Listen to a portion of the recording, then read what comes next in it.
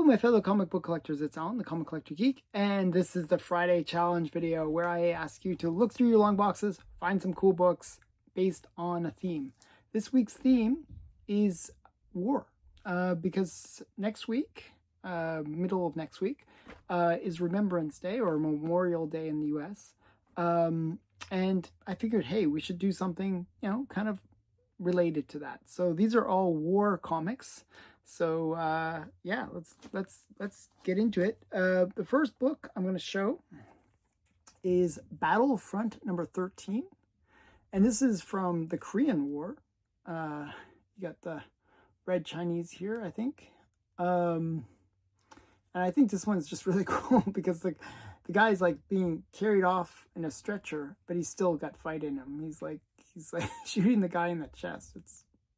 The Korean War ones are pretty over the top, so this one is pretty interesting.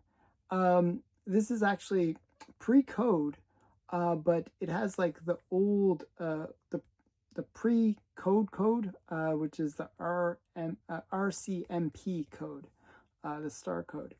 It was an earlier form of the code where similar rules, but nobody followed it, and they just put it on the comics to pretend that they were following it. That was from Atlas. Atlas was one of the few companies that actually, took part in it. This is another Atlas book. This is Battle Action, and this Battle Action number, I'm not even sure, but it's Battle Action. I'm not sure what number it is. This is a really cool one. Really gives you a sense of the craziness of war. You got the bullets flying across the page, literally flying across the cover. This guy's going to get, it looks like he's going to get a machete into the chest. This other guy doesn't look too happy either. It's just a really cool cover. I like this gray tone kind of black cover. Just a really cool one. Battle Action, not sure what number, but definitely a cool one. Okay, next one is Exciting War number 8. This one, another really one of these are all Korean War ones basically. This is another pretty crazy over the top cover where they're using like a bulldozer, and they're kind of like scooping up all these people. I think that's a grenade there. Yeah, it looks like a grenade. And it's just like, it's so crazy. Yeah, just another cool one. And they're like, they're using it as almost like a shield, but also, I think it's that when they were fighting them, they did a lot of tunneling. And this was maybe that they're scooping up those tunnels and burying them alive or whatever. Yeah, just pretty crazy stuff. I'm not really sure what's going on there, but it looks pretty cool. So those were all Korean War. Let's get into other wars. This one is, I think, the Spanish-American War. You got the Texas, the Lone Star State. Looks like the Rough Riders.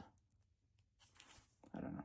Sam Houston, Idol of Texas. I'm not as familiar with certain American history, but you can comment I can imagine the comments that it'll be a full history lesson in the comments below, where people are going to be telling me all about the Spanish-American War, or they'll say, "Oh, that wasn't the Spanish-American War. That was some other war." But I think it's the Spanish-American War.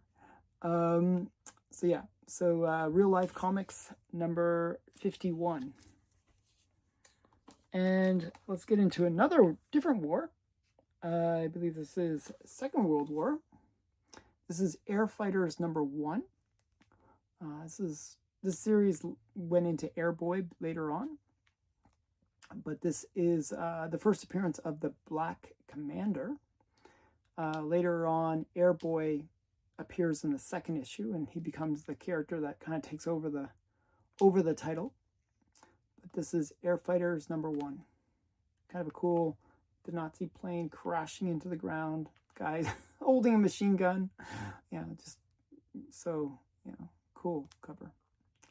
So Air Fighters #1. And another Second World War one. This time it's instead of the Germans, it's against the Japanese. And whenever they show the Japanese, a lot of the time they'll accentuate certain features like the yellow skin, the buck teeth, the glasses. You know, they really do try to accentuate it. I believe this is an Alex Schomburg. No, maybe it isn't. It doesn't look like him, actually. I was going to say it's Alex Schomburg cover, but I'm not sure if it is. I don't think it is. But this is Young Allies, #3 from Timely. It's just a cool cover. Lots of stuff happening. And it's sort of like this, they're trying to make it look like a book a little bit. But so I think that one's a cool one. Okay, now #4, like we're down to the last 4, is a World War I war cover. This is Enemy Ace. This is now getting into the Bronze Age. This is from Silver Age. Sorry, I misspoke there. Silver Age, 1968. So this is Enemy Ace. It's one of the few times where you actually get a story based on the enemy. Enemy Ace. It's literally, he is a German. It's from his perspective, and it's kind of interesting that they, do that in a way. You'd think, they would just always talk negatively about the other side. But this is one of the few times where you get a story from the German perspective. Enemy Ace stories begin. First appearance of Enemy Ace since Showcase 58. So, and then we got a really great one. This is War Comics #11. And this is another Korean War one, where you got, as I said, the Korean War ones were the most extreme of the war comics. Just like these guys are being basically lit up on, by the flamethrowers. Again, it's a star code. It tells you how weak the star code was. Another Atlas Comics. And this one is a cover by Russ Heath. It's a classic cover.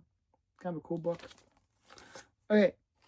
Speaking of classic books, this is Fighting Marines.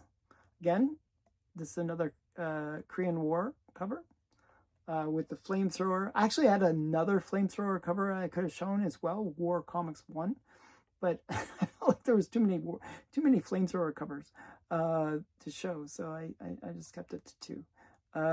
So Fighting Marines, this is a Matt Baker cover, one of the few times where you get a good girl artist doing war, and he actually did a fairly lengthy run on Fighting Marines. And yeah, so this is Fighting Marines #11, and Matt Baker cover. Okay, my last book is a future war. So I've showed past wars, a few past wars. Well, you got to get into the future. And this is a future war, World War III. And it's with the nuclear bomb blowing up the Capitol. Just another classic book. I figure this one is definitely one that should be on the list just because it's such a classic. And that's really the future, that there won't be people fighting. It's just be somebody push a button and then the city gets annihilated. So yeah, so this is World War III number 1. 1953. So yeah, so those are my top 10 war covers. War should be a pretty easy theme. So I'm curious what people will come up with, and all you have to do to participate is show 10 war comics with the hashtag Friday Comic Challenge, and that's it. That's all you have to do. And you can CC me on it by just going @Comic Collector Geek, and I'll get a notification and I'll check out your video. So sometimes I end up buying comics based on people's videos, which is kind of fun. So again, thanks for watching. I hope you enjoyed this video. Bye for now.